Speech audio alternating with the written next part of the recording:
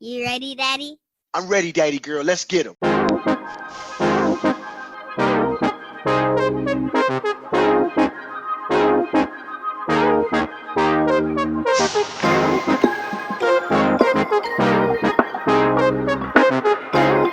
What's up, family? Welcome to the Sho Nuff. I'm your host, Coach Moe. The Sho Nuff is a gathering place where I welcome people from all backgrounds to feel free to exchange ideas and information. From interviews and guests and different segments of the show, the goal is for everyone to learn something new each ride. We focus on a variety of topics: sports, music, entertainment, health and fitness, history, and current events. And I always welcome feedback. So with no further ado,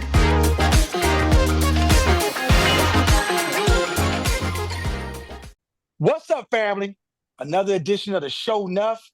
I'm your host, Coach Moe, joined by my co-host, Jerome Douglas. We're going to jump right into our NBA predictions. I know they're late. We're going to get to them right now. So we're going to go with the first round in the East. Number one, Cleveland, Miami. Miami is Rome's team. Who did you pick to win that series, Rome? Cleveland, Miami, first round. I find it churlish and absolutely ridiculous that you would start with this series out of all of them. When you know for a fact that I was asking for the team to not even make the playoffs. Like, it's absolutely childish that you would go here first. And furthermore, it is ridiculous that we are working on – is it a game two in a couple series and we just now doing playoff predictions? And I lied. People can see the beard too. Listen, I'm going to take the blame for that, man. We should have been got these playoff predictions to you. We get them to you now, and we're gonna give them to you real. Like I'm not gonna change my playoff predictions to based on who won. I got quite a few wrong. We're gonna find out. So who'd you pick? Cleveland, Miami, the 1-8 Cleveland. Okay. I picked the Hawks in the playoff game. I picked who was the second team they played? I forgot. I picked them. I didn't want them to make the playoffs. But this might have worked out better because they got absolutely bludgeoned by the worst margin in NBA history in a series. So Pat Riley's pissed off, and I am too. Let me ask this question. Let's dive a little bit deeper into that. If you're Mickey Harrison, the owner of the Miami Heat, would you move from Pat Riley? Would you bring somebody else in as the president of operations? Pat Riley stays until he's ready to go, man. Stop it. This franchise is nowhere without him. He stays until he wants to go. You can disagree and all that and say he can do something different, but Pat Riley is Mount Rushmore, NBA coach, executive, whatever you want to call it, basketball mind. He leaves when he wants to, just like Pop. Blessings to my dog Pop. He took it. He had a stroke. He doesn't seem well. His speech is slurred. He aged overnight, it seemed like. Last time we seen Pop, he looked up and spry and coaching. The next time we seen him, Pop looked like he about to go to the old folks' home. Yeah. And that's how it goes. If these guys want to die in the office, then that's what happens. They're that big of luminaries in the game, and they go when they want to. Jerry West, same way. They go when they want to. They earned it. Both Pop and Pat Riley earned it. Pat Riley, like you said, Mount Rushmore of coach, NBA executive, basketball mind. I just love how he views culture, and those teams have overachieved because of what the principles they stand on. So let's go into this the 2-7 matchup, Boston and Orlando. I think we both picked Boston to win that one. Boston. Yeah, I don't think we saw any type of resistance from Orlando. Let's go to the 4-5 matchup. This is what I got wrong. Pacers versus Milwaukee Bucks. Not that I don't respect the Pacers. I just thought Giannis could get it up and get one win get a playoff win here. So I picked Milwaukee. Who'd you pick, Pacers, Bucks? Bucks. Okay, so we both Bucks all the way. Got that one wrong. And so this just shows you the realness of us. Like, we're not going to change our picks based on if we know the outcome. We both picked Milwaukee. We both were wrong. Guess what? We're going to keep moving. Now, the series that I really was amped up for and really, really was looking forward to was the Knicks Pistons. Who did you pick that series, Ron? I picked the Knicks. The 3-6. The Knicks were the 3 seed. The Pistons were the 6 seed. I picked my Pistons. We've talked about this, and we're going to get this out on the Sho Nuff right now. For me, and I think you agree with me, the overall Pistons season was a success. The triple the wins, make it to the playoff, get to the first round of the playoffs, that's a success. With that being said, that ending really was not good at all. To lose in 6 and to not win a home game, that's not how you want to end a series. I did think the Knicks were a better team. I really did. I thought that there's glaring holes with the Pistons roster. We don't have a second best player. We don't have Dennis Schrader's not bad, but we need a better facilitator at point guard, and we absolutely have to have a stretch four. We have to have a big that can shoot the three and can spread the defense out. We don't have those 3 things, and it really came back to bite us in that playoff series. Moving forward, Rome, if you're Trajan Landon, the general manager of the Detroit Pistons, how do you view this season, and what do you do moving forward into next season? What moves would you make? It looks extreme success. I think the Pistons roster is overcrowded with wings. I would look to spread that out more. I think the bigger priority is a stretch big that can stretch the floor and open up more of a rolling lane for Jalen Duren, and provide just more shooting on the court for them. They defend well. It's hard to find shooting that doesn't take away from your defensive effort, but I think that's what I would be looking for if I was a GM looking to improve the team. The secondary thing I'd be looking to do is find a point guard. They are young. I get, listening to other pundits and our illustrious group message, they would like to run it back and kind of keep it the same and see what develops and not bail out too early. And that's a way to go. They're not looking at K leaving for another 4 to 5 years at the least. So that's okay, but given how the market changes so much and how big this draft is and how little teams have cap space, and the Pistons are one of them, if I can improve spots 4 through 8 in any way, outside of the building, I'm looking to do it. I think Jaden Ivey and Cade Cunningham aren't a perfect fit, but I also believe Jaden Ivey is a starting shooting guard in this league. And when you have that in the building, it's okay to say, okay, we're gonna chill and see what comes of this. So I'm good either way. If I was the GM, I'm just gonna keep my eyes open. I think he's gonna get a ton of phone calls because cap space is almost non-existent in the league right now. There's a premium on the general year when everybody's set up. But in almost everybody was set up to have cap space. It still was a premium then. Now it's like finding water in the desert. Like, if you got cap space, you can get a lot of picks and a lot of different assets from teams just because they want to lower costs. The NBA is a business. The NBA is a business, and that bottom line means something. Even though these teams are bought and make tons of money, to a billionaire, there's a huge difference between making $10 million and making $100 million. And they didn't become billionaires by taking the $10 million just because, Correct. And I just think if I'm Trajan, I'm definitely actively searching. I get it. Like, to me, I would run it back to see how Jaden Ivey fits into what they're doing now. The fact that we had a better record without Jaden Ivey than with him is stunning. That's stunning. Jaden Ivey is highly regarded around the league. You can put a piece something together and get something good for him. But I'm okay with, we're young. I'm okay with giving another year. My thing is, as long as we're not treading water or moving backwards, we can keep it going. So if I'm Trajan Landon, I'm definitely looking to get that stretch four. And I'm definitely looking to get a distributing point guard that can take the load off of Cade. I'll keep the core together if I can. But the thing is this, the goal next year has to be a 5-seed or higher and win a playoff series. Like, we can't, so many teams, Sacramento 2 years ago, went to the playoffs, lost in the first round, and everybody thought that team's on their way. They never made the playoffs 20 again. years ago, too. They never made the playoffs again. Atlanta, 2021, 4 seasons ago, was in the Eastern Conference Finals, and everybody thought that team's going to make a run.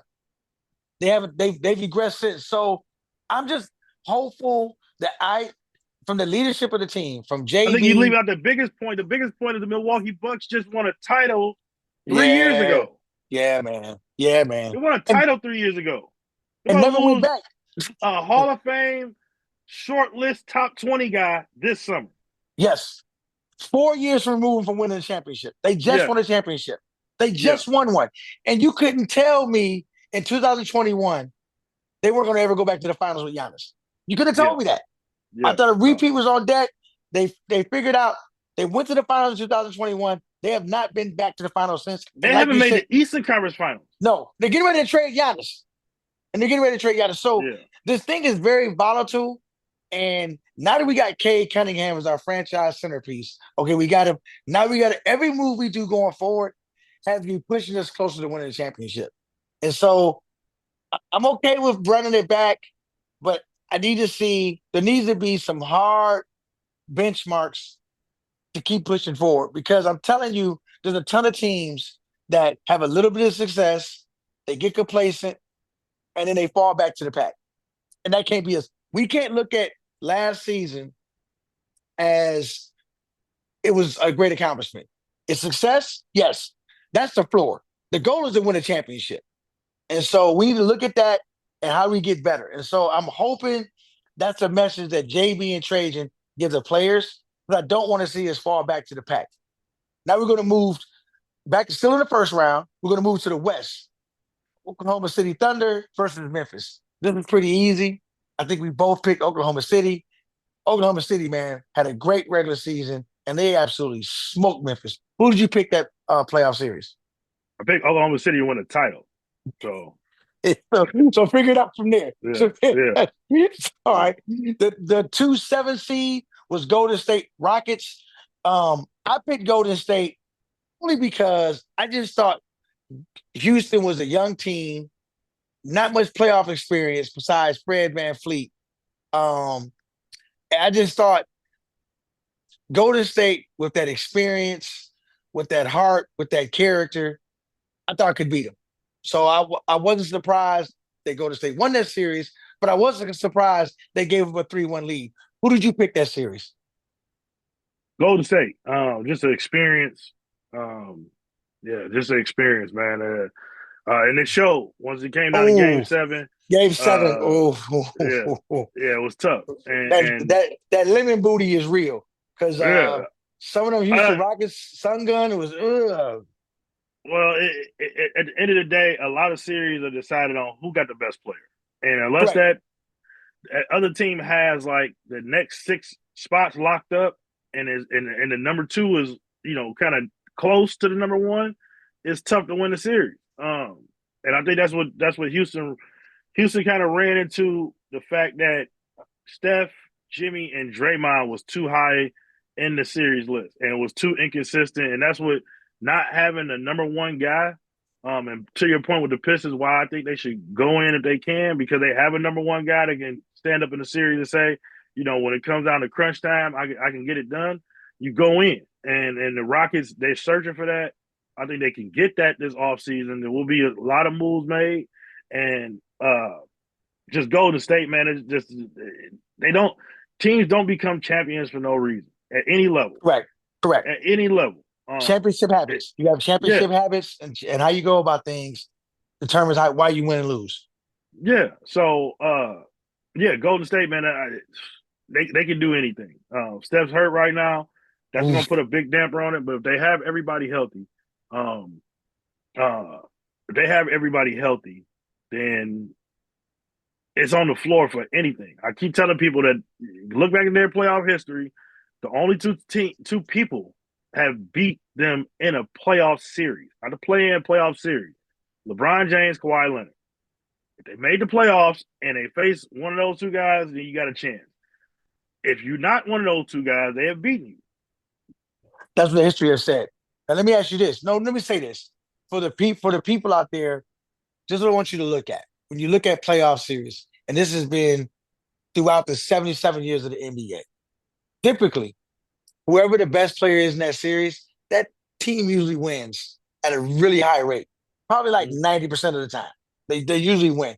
Now, to Jerome's point is this. There's outliers. There's nothing absolute in life. The outliers are, for example, the 2016 NBA Finals. LeBron was clearly the best player in that finals. However, the next 5 or 6 guys were Golden State Warriors. So the 15, 16 they won. 15. the 15, correct. The 15. Thank you, Ron. The 2015 NBA Finals where Golden State won their first finals. That year, LeBron was the best player. The next 5 or 6 were Golden State Warriors. Golden State won in 6. It's and hard. In 7 and 18, Kevin Durant was the best player, contrary to popular beliefs. Yes. Just want to make sure we get that in there. Yes. 17 and 18, KD was the best player. and I think both years they won 4-1, 4-1. They were by far the best. No, team. It was sweep the second year when J.R. Smith had the brain fart. You're correct. It was 4-1 the first year. Yeah. It was a gentleman's sweep the first year. The outright sweep the second year. So just going forward for the people, you can hold us accountable. When you analyze and look at playoff series, look at who you think the best player is. Typically, the best player, that team usually wins. It's not 100%, but that's typically how it goes. Now we're going to talk about, we're staying in the West. We're going to talk about the Lakers and the Timberwolves. I had this one wrong. I picked the Lakers. They're at home, court advantage. I didn't pick the Lakers to go far. I thought they would lose in the second round, but I definitely thought the Lakers were going to beat Minnesota. Who did you pick that series? I actually think I did pick the Lakers. I can't remember on this one. I think I did pick the Lakers just because Minnesota just had an up and down season. I thought home court would play more of a factor. It is LeBron. It is Luka. But man, they got positions in basketball for a reason. You just can't stick anybody at point guard. You just can't stick anybody at the 5. You gotta have a balanced lineup, man. And they just got beat up. There was no rim protection. Minnesota got almost whatever they want out of 4 to 5 games, and the offense in LA was mundane. It was simple. It was basic. It was stand there, try to get Rudy on a switch 25 times, and everybody watches Luka go back and forth until he gets Rudy on him. And they basically, I can't go at any of these other guys. That's not easy enough for me. I need to get Rudy. And furthermore, his offense was one thing, but the defense was absolutely abysmal. Just no second, third. Defense is about attitude and effort. Yes. Right? Like, you got to give multiple efforts on the defensive end. Offensive guys are too good. The game favors offense. You're not going to hold anybody to 0 points. That's why everybody scores in the NBA. Everybody gets up to 80 points, even though it's a bad team. Somebody's got to score the points. That's why the term coined by Kenny Smith, looter and a writer, exists, because somebody's got to. You score 110 points, somebody's going to score those points. They're not just going to get put on the board and then we can go home. Right. So Luka, man, I think he got to do some real reflection on what he wants his legacy to be, because right now it's looking like a what if legacy, or it could have been records. It could have been legacy. Definitely looked like it could have been records. I wanted to say yes. And let me say this: Nico Harrison, the general manager at Dallas, is not really a popular guy right now. But looking at that series against Minnesota, he looked like he was right. I'm not a fan of Luka. I am a fan of LeBron. I'm not a fan of either one of them play. Me and you are both high school coaches. Neither one of us teach our teams to play with one person being that ball dominant. That is not good team basketball. Let me ask you this. I don't mean to go a detour. Who was more right, Thanos or Nico?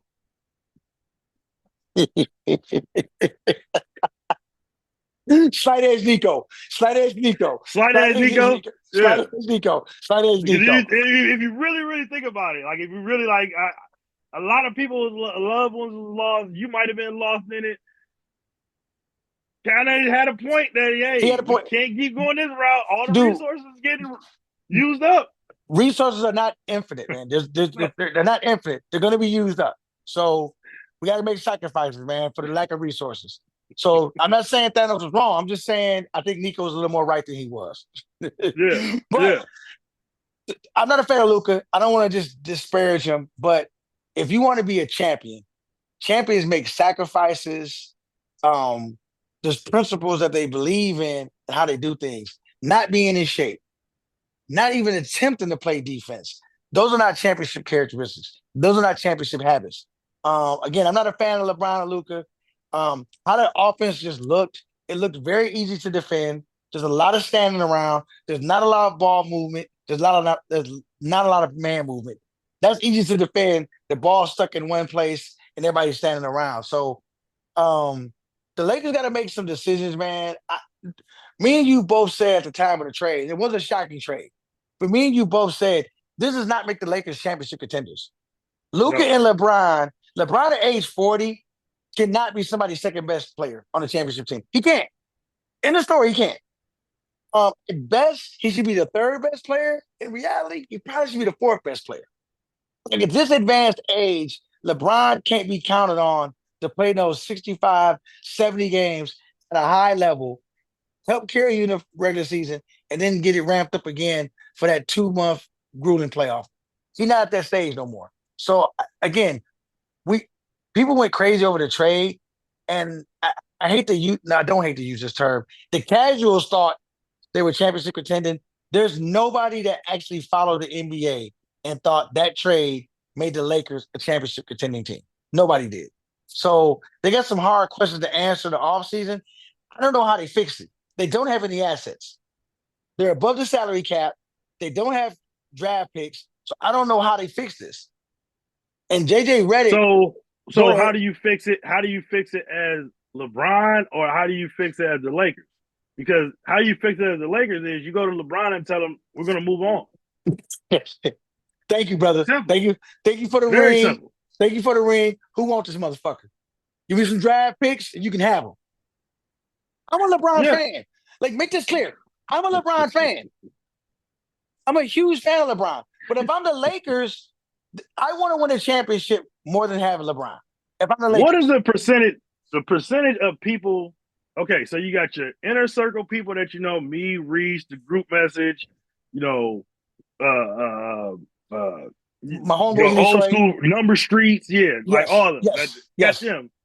It's a two-part question. What a percentage of the inner circle thinks that you're a LeBron fan, and what are the percentage of the people that you come in contact and talk ball with do you think believes that you're a LeBron fan? Okay. Like, what percentage do you think that? Okay. Both. The people, to start off with the people that know me, that I would say my circle, my inner circle, I would say probably 90% of them think I'm a LeBron fan. Do you count me in it? I'm in the 10%, yes, right? Yes. Okay, yes. cool. I'm in the 10%. But I don't believe it. Not at all. He's an informant. That's Jay Reed in the flesh. Y'all ever seen In Too Deep? Remember when Guy got arrested? And he's looking back, we got a homeboy that think that they're on the same squad, brought him in to the LeBron coalition, Bron sexual, whatever you want to call it, brought him in. And I tried to tell him, that's an informant. Remember the scene when they was in the back room? He was like, man, you gonna believe that chick over me? That was me. I was Omar. No. I was Weebay in that scene. I'm like, dog, my man is a cop. He's a cop. He's a cop. So this freak gonna tell me she know this dude. So you know, I'm like, where'd you meet him from? So she gonna be on some old, yeah, he busted a friend of my family. You know what I mean? What? So I'm like, busted? She said, yeah, that motherfucker a cop, fooled everybody. Yeah. Talking about you without a doubt, the pick that brought him down, man. Nah, you a cop, Jay? What you think? I think you know the answer to that, clown. But God, she gotta be telling the truth. I mean, why she just gonna lie like that? Sounds she gotta be telling the truth. Just like I said, bro. What, you believe in everything these tramps out here talking? Nope. Huh? No. So then what you talking about, man? Put my man on. You know all these Easy bras as wanted that. with the weight. What's Yo, up with take- all of that, Man, I don't know Take- what take- nobody take. want. What? How long you knew this bitch? For a few weeks. Few weeks. Matter of fact, bring the bitch down here, Man, dog. I ain't bringing it Fuck nowhere. that. Bring that bitch Man, down get that here, shit dog. outta here, You see Jay. me smacking Why around don't the I- fucking room, then you ask her if I'm a That fucking shit cop. mean to me. What you mean what it mean to you? You vouching for the Man, bitch? I ain't vouching for shit. We here right now. Whoa. I tell you what. Don't even worry about it, Jay. You talking, don't worry about it, man. Hey, yo. Yo, she messing up my money, dog. She T. messing up my business with you, dog. She ain't messing So up then what nothing. the fuck is you talking about? Whoa. Calm down, cowboy. Don't be screaming in my motherfucking office, dog. Relax. Yeah. Dog didn't believe it in the end. Like, dog, I was just trying to help you. That's how it is in the group message today. My man can be like, man, you for real, dog. You a cop. You a cop? Come on, Jeff. You did it. You brought us home. You have the right to remain silent. You a cop? Anything you say can and will be held against you in a court of law. You have the right to an attorney. If you cannot afford an attorney, one will be appointed to you. If at any time during questioning you choose All I not to wanted answer to the do was be questions there asked for of you, the dog. attorney, that is your choice. All I did was be there for you. That's all I did. Huh, Jay Reed? You ain't no cop. You ain't no cop, Jay Reed.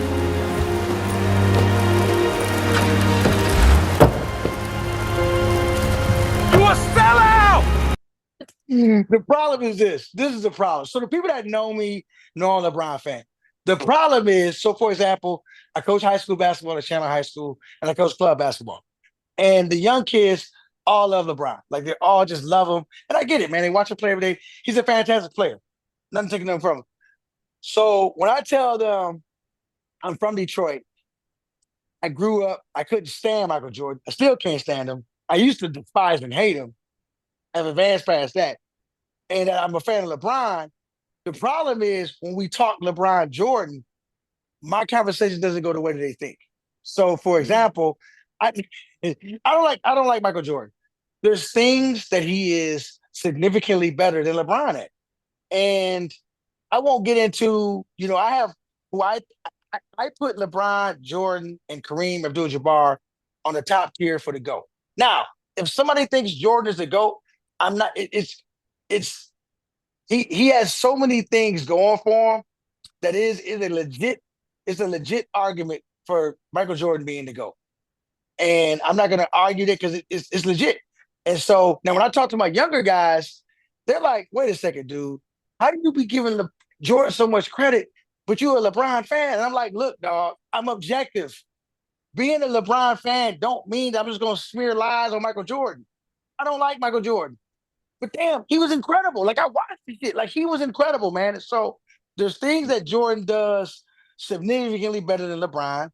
His killer instinct, just a lot of things, man. Just playing 82 games, 9 seasons, man. The motor, just a lot of stuff, man. So again, I highly respect Michael Jordan, and I challenge all my young guys to study him. Because if you study Michael Jordan, you see the professionalism and the work ethic, which is impeccable. It's impeccable. Like he's the most popular man in the world. He's still playing 82 games. He still goes to the All-Star game and takes it serious. Like there's so many things that he did great to uplift the league. Like I'm not I'm not a Bron fan to where I have to tear down Michael Jordan to elevate LeBron. Like I'm not gonna do that. And my young guys don't understand that.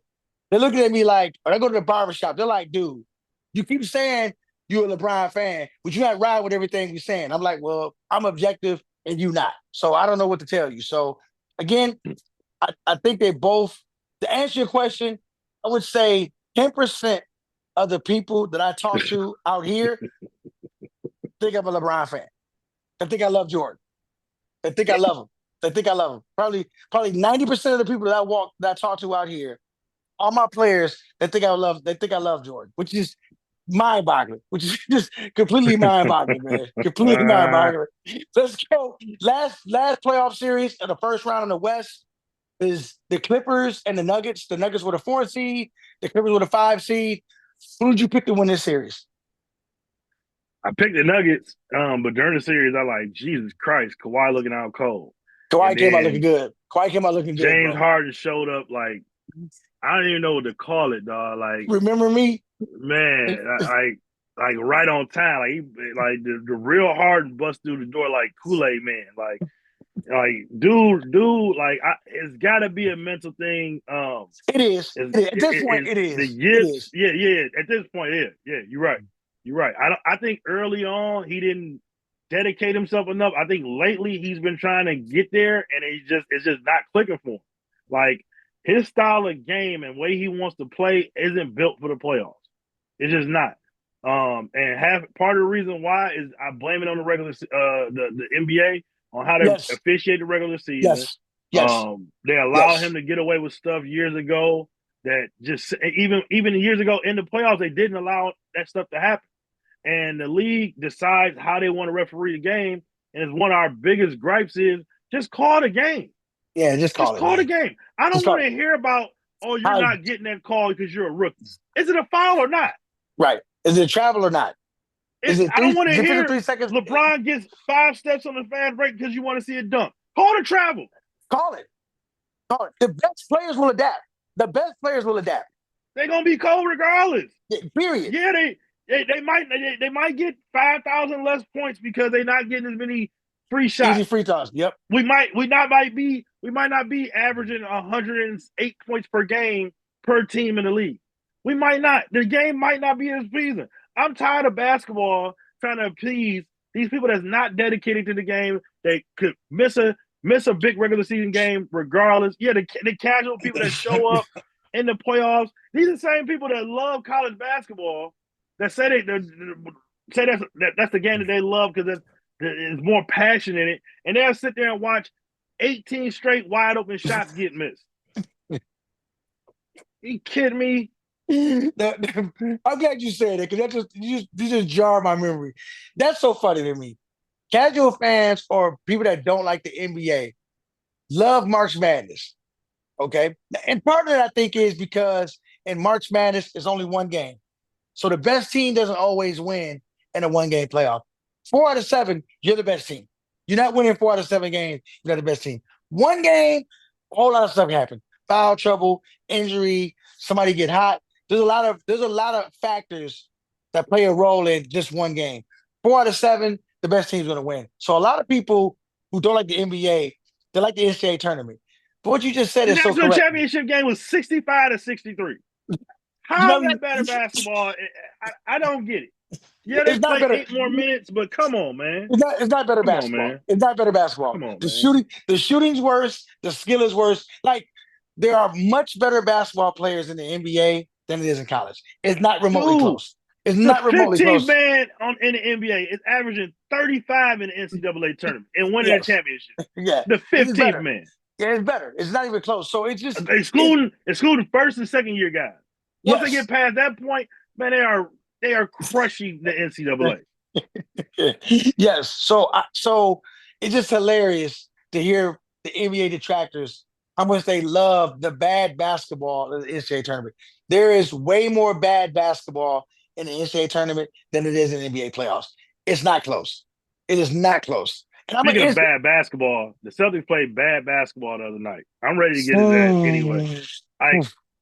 You got to be kidding me, dude. You got to be kidding me. You're in the third quarter, and you're shooting 20 shots and 19 of them on threes, and all of them you missed. Yeah, that's so just quick recap. Second round, Boston is playing the New York Knicks. That's a classic rivalry. The league is excited for that playoff matchup. It was funny. I seen a Paul Pierce video the other day. Somebody said that to him, and he said, "It's a rivalry." That's funny. Probably all those years when you weren't making the playoffs, that's when it stopped being a rivalry. All the years you weren't making the playoffs. Yeah, but what was the Knicks doing at that point? Like, it's never. Yeah. It's not been too often when they both have been good at the same time. Usually, when one is good, the other one's really bad. But again, back to your point, style of play. Me and you are both students of the game, and we think that analytics and data are important tools in how basketball is coached and how you work out game plans and strategies. We don't believe that it's the only thing you should use to gauge that. And Brad Stevens and the Boston Celtics are very hardcore pro 3-point shot based on the data. And Boston didn't win a championship because they shot the most threes. They won the championship. They had the best roster and 2 really good players on top of that roster. Just watching that game, that third quarter, and just missing 3 after 3 after 3 after 3. It's like, let's get an easy basket. I just cannot believe that in none of those timeouts that the coach didn't say, okay, guys, let me draw something up to get us a layup, to get us something moving, to get us an easy shot, to see the ball go through the net. But to shoot 20 shots and 19 of them be three-pointers and miss 19 of them? That is horrible shot selection. Nothing about that is championship shot selection. And it's not like it's Shaq down there clogging the paint. oh, Carl Anthony Towns down there. Yeah, man, you can get what you want. Even going to the rim. So that one, that was really surprising. Got it in the second round. With that being said, Boston is down 0-1. Who do you pick in that series? Boston and New York. We both picking Boston. I think Boston's experience, I hope that they learned a lesson from that dumb shit they did game one, and they really take care of business. Before the series started, I thought Boston was going to win in 6. I'm still holding true to that. How many games do you think it takes Boston to win that series? I think it's going 7 now. Giving them game one makes the path a lot harder than it would have been had they won that game one. Yeah, beforehand, I would probably pick like 5, maybe even 6. For the New York is they're prone to dropping a couple of cribs. Yes. Yeah, but and Boston can turn it around. Like the stats say that they got wide open looks.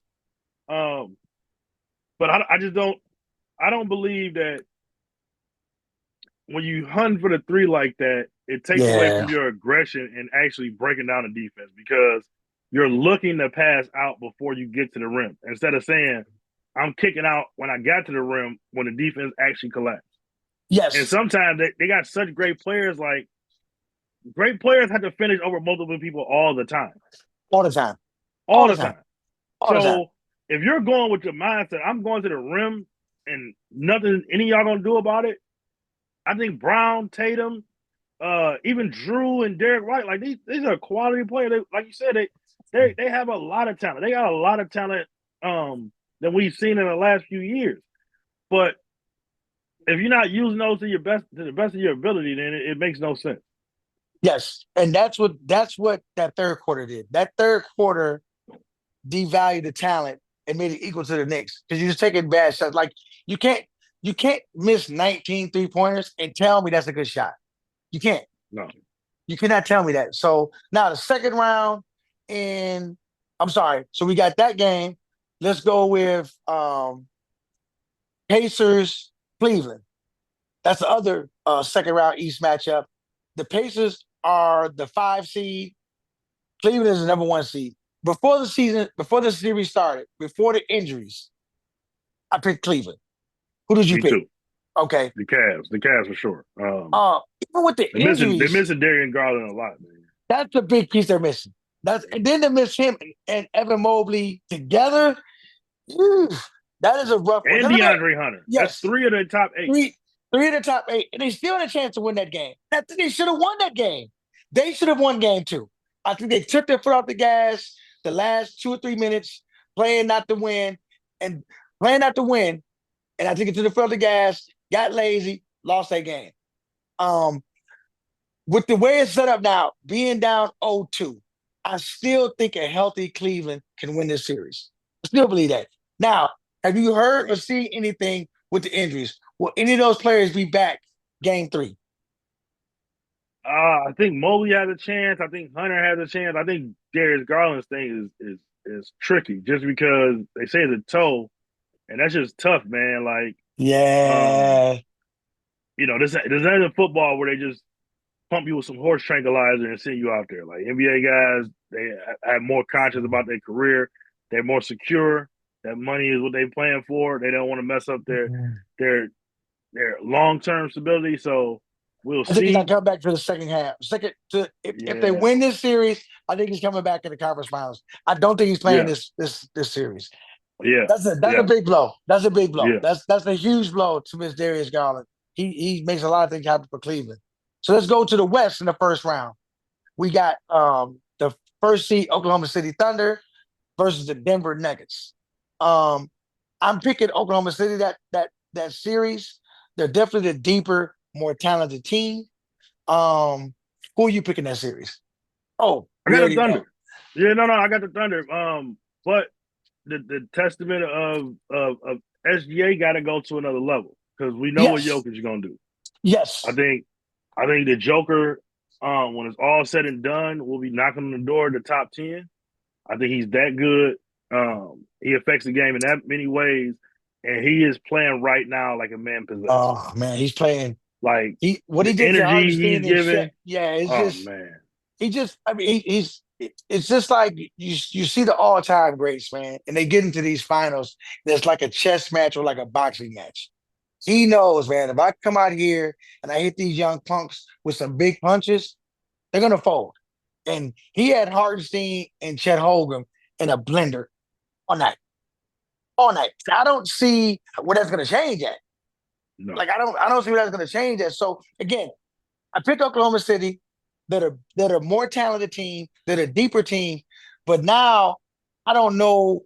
And it's a question we're gonna get solved. I don't know where their heart is. I don't know where their shit is. SGA has to play better. Again, I don't think he's a better player than Jokic. I don't. I do think he deserves to win the MVP this year. But I can tell you right now, SGA has to take it up to a much higher level because Jokic is playing at an all-time great level. And I'm not saying SGA is the all-time great, but the disparity between the two of them can't be this large. Like SGA Well, he's got got the more potential. Like he averaged 32 this year and was like one of the lowest free throw. Everybody like to say he hunts for calls, but he got one of the lowest free throw rates of a guy that averaged 30. And I think his offensive game is that level. I think. I mean, he played amazing the first game, and Chet and J-Dub just kind of they got to play better. Yeah. They got to be more effective. And I'm looking more to J-Dub because Chet is online to where he needs to be, but he's got a lot of way to go. And I think Chet's going to be a really good player, an all-star caliber player in the league. J-Dub right now is supposed to be an all-star caliber guy. He went to the all-star. He's got to play more to a Jaylen Brown level, a Jamal Murray level when they made a run to get them over the top against this team. Because right now, Murray, Gordon, those are the 3, 4, 5s in the series right now. Yes. You know what I'm saying? Even Russ' contribution on the bench. Yeah, that can't be the case, man. So again, I do think Oklahoma City is going to win this series, but it won't surprise me. This is what's so great about the NBA, man. And I know a lot of people think this is new, and it's so not. It's like when you're the young and upcoming team, like SGA is at that point in his career where he's never got any blame for anything. You know, he's played with house money. He's gone to the casino and played with house money. This year, he's playing with his own money. So if they lose in the second round to Denver, now they're saying, what are you not doing? It's not cute no more, bro. It's not cute no more. When it's 68 games, losing in the second round, there's nothing cute about that. It's going to be some hard questions to be asked. And I think SGA is a phenomenal player. I just think he don't understand the killer instinct that is required to be a champion. Like, a lot of younger players think championship rings are like Halloween candy. You just knock on the door, trick or treat, and here's a championship. That's not how it is, man. You got to go out there and kill somebody to win a championship. So this series and these playoffs will be a great learning curve for SGA and what he needs to do. I still think Oklahoma City is too good. They defend too well.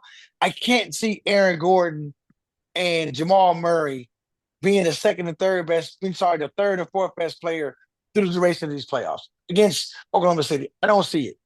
That's the case, because right now, me and you both agree, Jokic is going to be the best player in this finals. I mean, in this playoff series. SGA is going to be number 2. If Jamal and Aaron Gordon are 3 and 4, Denver's winning this series. They're winning it. Mm-hmm. Jalen Williams and Chet Holmgren have to be better than Jamal Murray and Aaron Gordon. They have to be, or they're not going to win this series.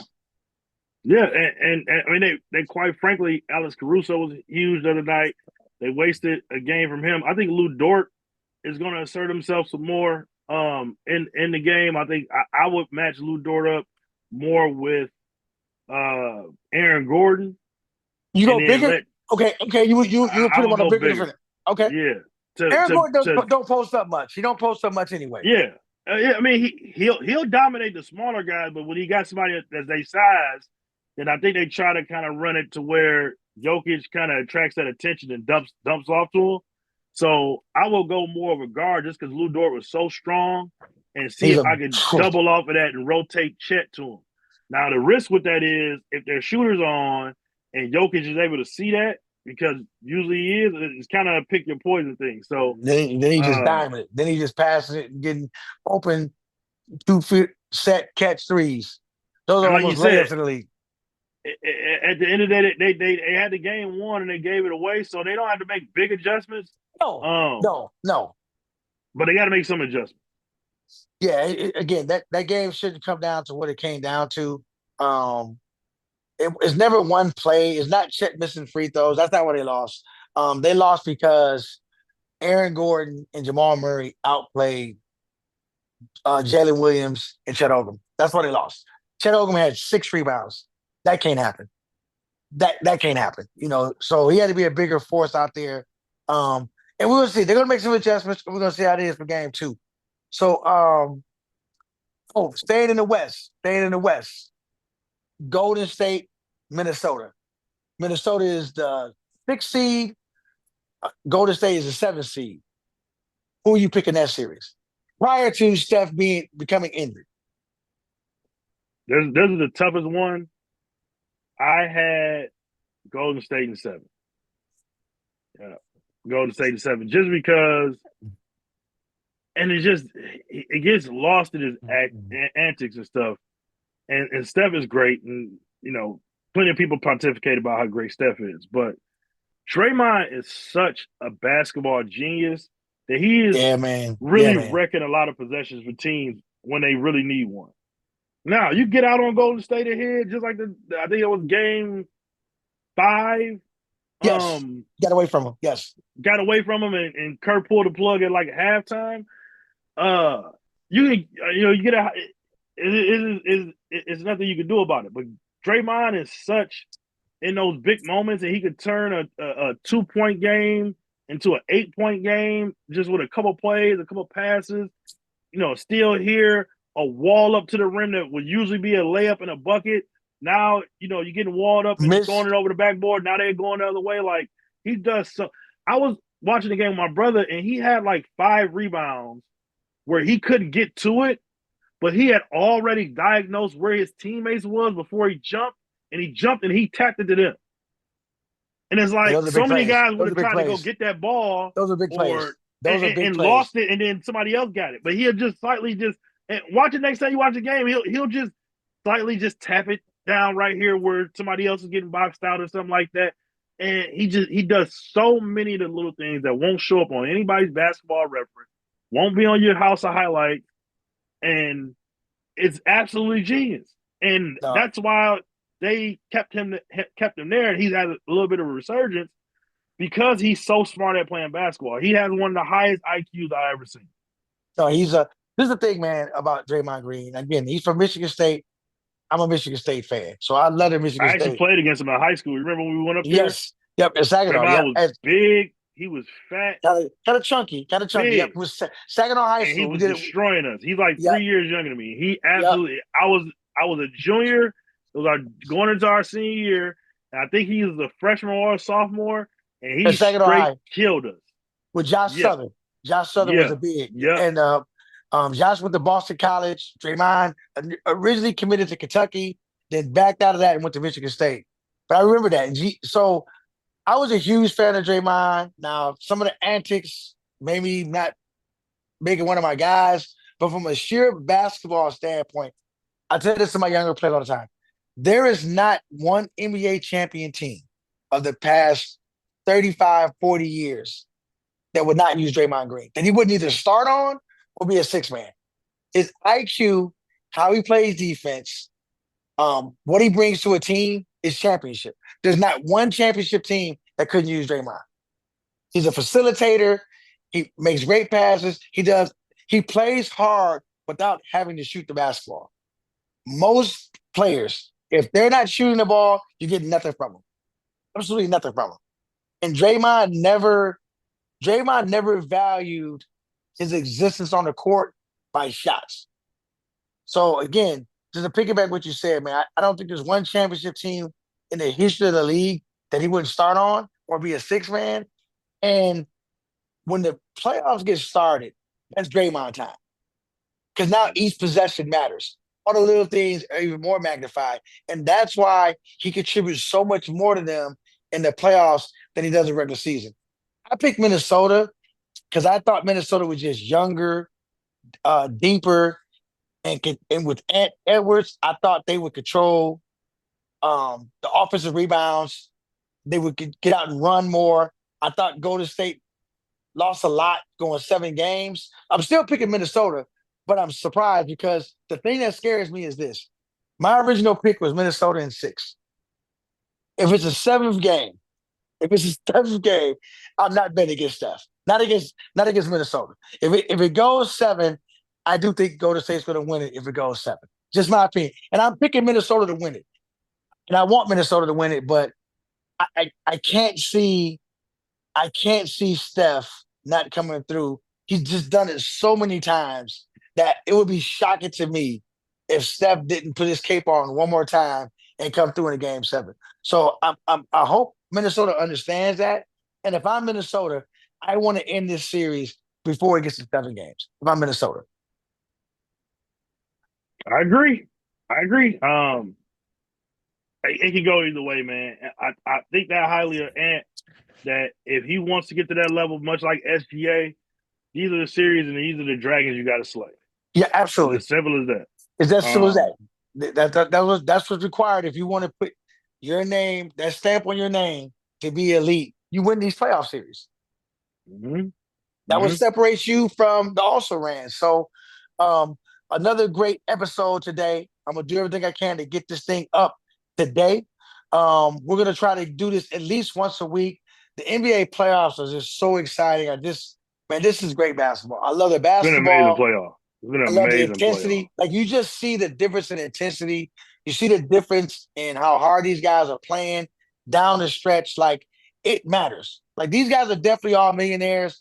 You watch the fourth quarter of these games, these guys are locked in, and it matters. So until next time, man, you ain't got to worry about us giving you nothing but the Sho Nuff, because that's all we know. And we out. Thank you for watching the Sho Nuff. This episode was brought to you by the good folks over at MoeDee's Basketball. We appreciate you watching. Please subscribe, comment, and like the show.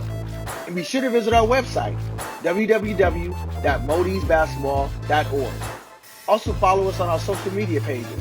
Like us on Facebook at facebook.com/MoeDee's Basketball. Follow us on Instagram at MoeDee's Basketball. Follow us on Twitter at MoeDee's B-Ball, MoeDeesBBALL. And if you need to contact us directly, please don't be shy. Contact us at MauriceTaylor@MoeDees.com. Thanks again. See you next show. We out.